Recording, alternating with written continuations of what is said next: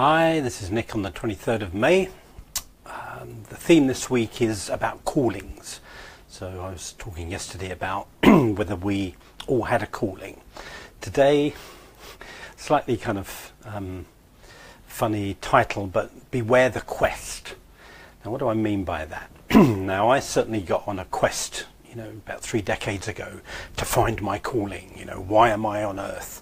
But I realized that I didn't really kind of question what I was assuming I needed to do to find my calling. I think what I realized in retrospect was that I assumed that I couldn't find it on my own, that somehow it was out there, that I needed other people and other teachers to help me find it or bestow it upon me or to reveal it to me.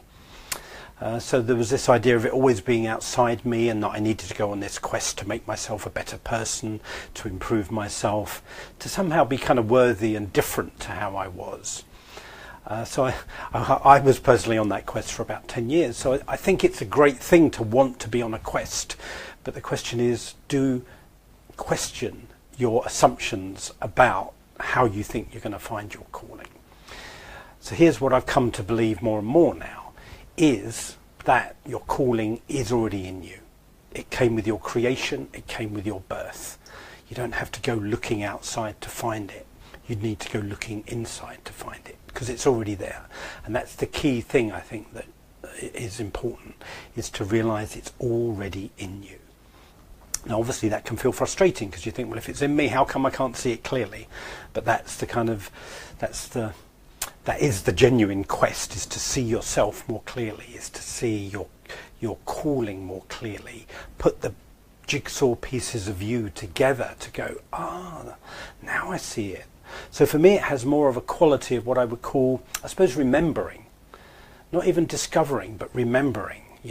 Go, of course it's that. Yeah, now it all makes sense. When I put all the bits together, it's obvious that would be my calling, of course.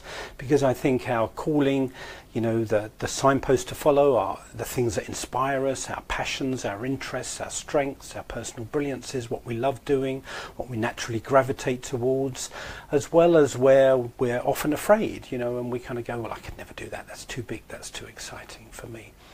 So that's the quest, is to see yourself clearly, to understand yourself, to know yourself. And probably the most important thing is to really have a love and compassion for yourself. That's how you're going to find your calling more than anything.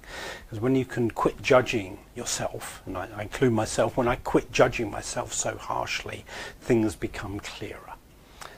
It sounds so simple, and I'm not saying it's easy, but personally I had so much self-judgment, so much inner critic going on, that all I could see was my judgments of myself rather than the reality of myself, the truth of myself. So it's about taking the blinkers off yourself, and seeing yourself more clearly.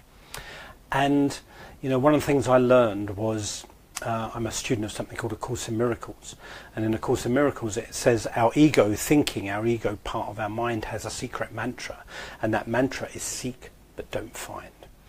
So I'll talk more about this probably tomorrow, but there is a part of us that by seeking and being on this quest to discover our calling, we're actually pushing it away, because deep down we may well have a fear of actually finding it.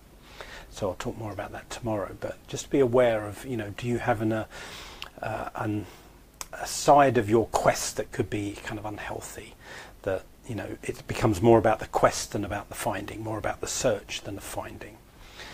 And are you willing to really know? What would you do if you really knew? So we'll carry on with this theme tomorrow, but I hope today's been useful. Remember, your calling is in you right now, so it's about knowing yourself, seeing yourself and understanding yourself. That's how you find it. All right, God bless, have a good day. Bye.